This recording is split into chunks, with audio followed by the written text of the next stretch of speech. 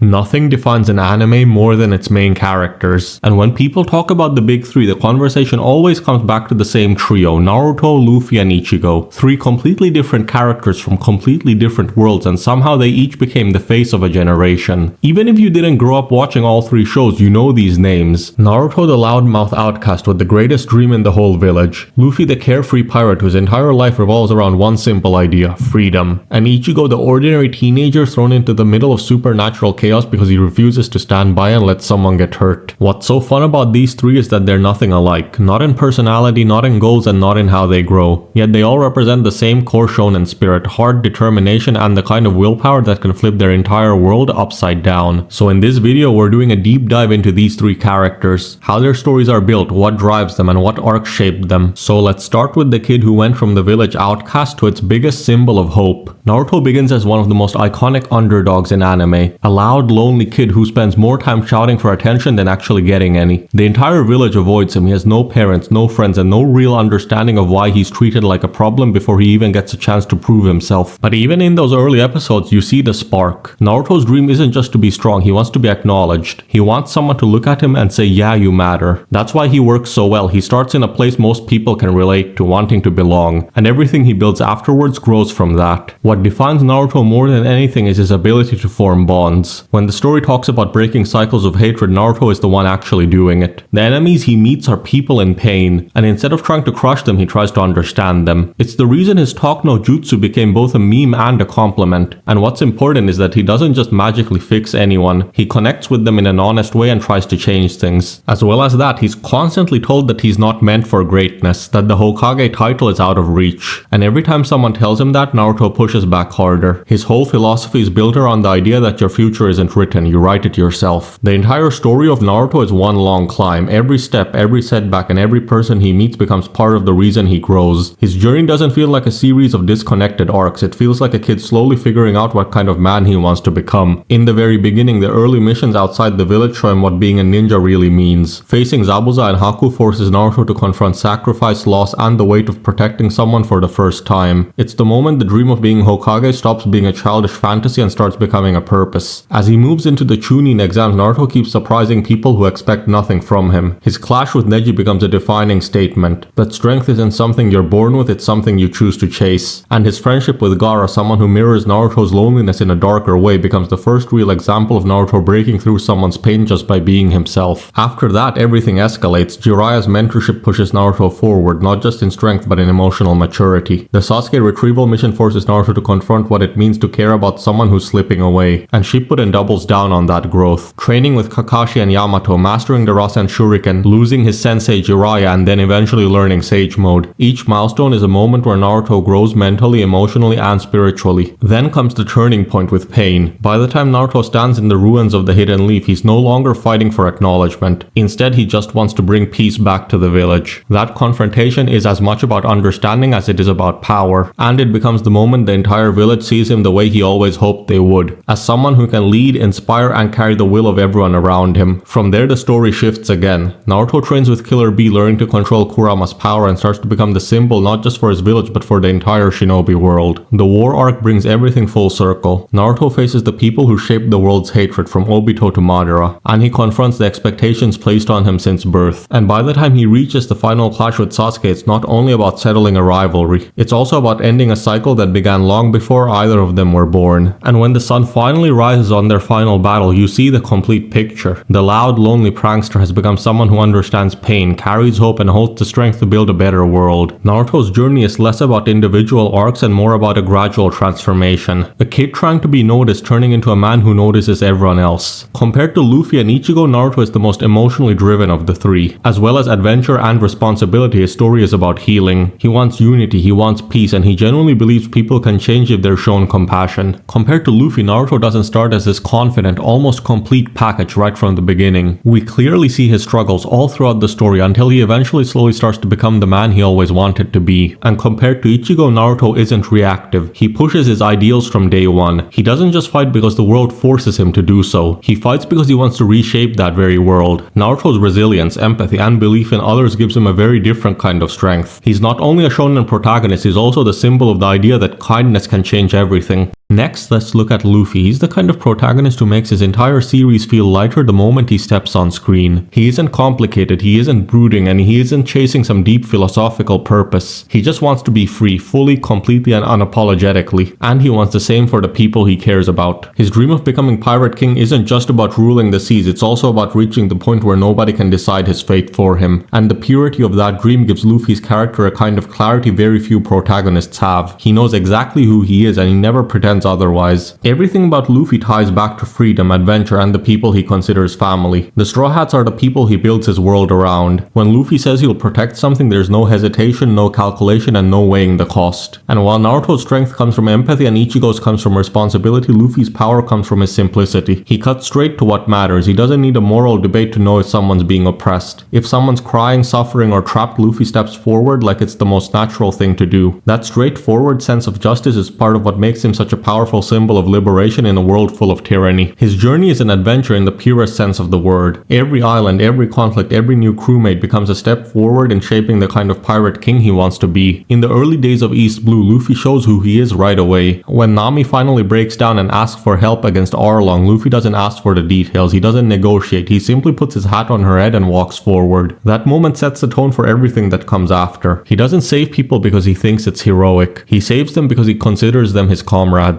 As he enters the Grand Line, the threats get bigger and more absurd, but Luffy stays the same in the best possible way. In Alabasta, he fights Crocodile. He doesn't really care about the politics or revolution, but Vivi asked him for help. And in Water 7 and NES Lobby, Luffy shows the world that he'll burn down any symbol of authority if it stands between him and his friends. Then comes the turning point with Marineford. Luffy's always been fearless, but this is the moment the world overwhelms him. Watching Ace die in his arms breaks something inside of him. He collapses, he cries, but eventually he rebuilds himself. The 2-year time skip becomes Luffy's commitment to never being that powerless ever again. The new world transforms him further. From Punk Hazard all the way to Wano, every step pushes Luffy closer to the figure the world fears and admires. By the time he stands against Kaido, unleashing the full potential of his devil fruit, Luffy isn't just chasing freedom anymore. He's granting it to entire nations. He liberates people by simply being himself, and the world responds by naming him an emperor. It's something he never really cared about but earned through sheer will. Compared to Naruto and Ichigo, Luffy's the most consistent personality-wise. He doesn't really go through drastic emotional shifts. Instead, the world around him changes, and Luffy stays the steady center everyone else revolves around. Naruto grows by confronting hatred, trauma, and generational conflict. Ichigo grows by facing identity, inner turmoil, and the weight of responsibility. But Luffy grows through freedom, by breaking walls, pushing limits, and inspiring others by existing exactly as he is. He doesn't carry the world on his shoulders, but the world still changes because he refuses to bend. And finally, let's look at Ichigo from Bleach. Right away, he stands apart from Naruto and Luffy. He doesn't have a dream like becoming Hokage or finding the One Piece. He doesn't set out to be a hero, a leader, or a symbol. Ichigo just wants to protect the people he loves. That's it. That's his entire foundation.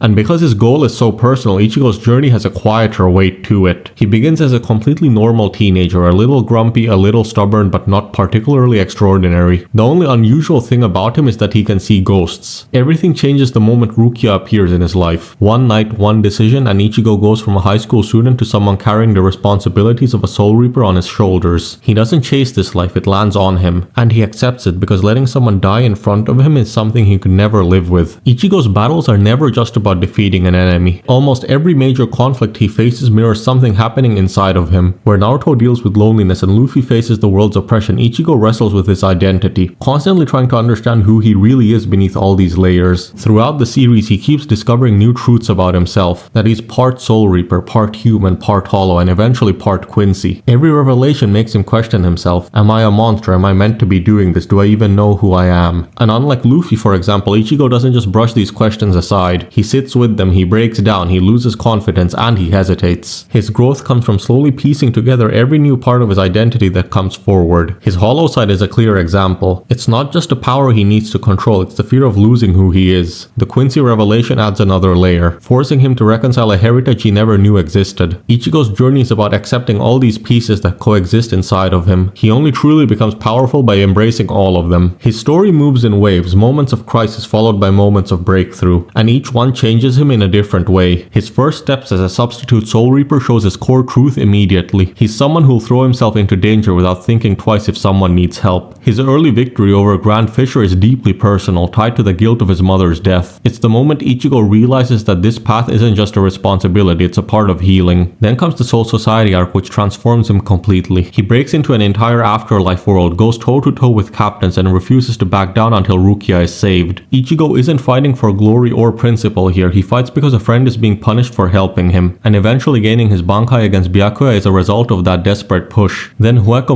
pushes him even further. Facing Grimmjow, Ulquiorra, and the Arrancar forces Ichigo to confront the darkest parts of himself. His Vasto Lord transformation is terrifying because it shows the cost of his power. It's the moment Ichigo realizes that strength without control can destroy more than it protects. Aizen becomes the peak of everything he's learned. Ichigo gives up all his spiritual power in the final Getsuga Tensho, sacrificing the very identity he spent the entire series building. Losing his powers is one of his lowest points because it forces him to live without the one role that gave him purpose. But Ichigo eventually rebuilds himself. The Fullbring arc shows him broken and then reborn with the help of everyone who believes in him. And the 1000-year Blood War arc completes his journey. He learns the truth about his parents, understands the two halves of Zangetsu, and accepts every part of himself. Compared to Naruto and Luffy, Ichigo is the most introspective. Naruto looks outward and tries to change the world, and Luffy moves forward and lets the world bend around him. But Ichigo looks inward and tries to understand himself. His story is more reactive, threats appear, worlds collide, and Ichigo steps up because no one else will. But that doesn't make him passive. He's grounded, he doesn't chase the spotlight, he doesn't chase titles. Recognition doesn't matter to him. He fights because doing nothing isn't in his nature. And that gives him a very different flavor of heroism. Naruto inspires through hope and Luffy inspires through freedom, but Ichigo inspires through responsibility. The kind that comes from caring deeply even if you never asked to. Ichigo shows that sometimes a hero doesn't really need a clear-cut dream. Sometimes it's enough to stand your ground and protect the people who matter. So when you put Naruto, Luffy, and Ichigo side by side, the first thing you notice is how different they are. They don't share the same personality, the same goals, or even the same relationship with their own stories. And yet, each one represents a different angle of what makes a shonen protagonist truly unforgettable. Naruto is the hero who grows by healing. His story is built on connection, empathy, and the belief that even the most damaged people can find their way back to the light. He changes his world by breaking cycles that existed long before he was born, and by creating bonds where hatred once lived. Luffy is the hero who grows by exploring. His story is driven by freedom, adventure, and the joy of carving your own path. He doesn't carry the weight of the world because he refuses to, yet somehow his presence still shakes nations and inspires revolutions. Ichigo is the hero who grows by understanding himself. His story is reflective, internal, and built around responsibility. He doesn't seek greatness, greatness keeps finding him. Every battle, every revelation, and every crisis forces Ichigo to look deeper into who he is and who he wants to be. These are the reasons I feel these three characters still resonate the way they do. They're not perfect, but they're real. They stumble, they struggle, they break, they rebuild, and in doing so they become symbols of courage, loyalty, and growth for millions of fans around the world. The big three gave us three different answers to the same question: what does it mean to be a hero? And the best part is none of them gave the same answer, but all of them felt true.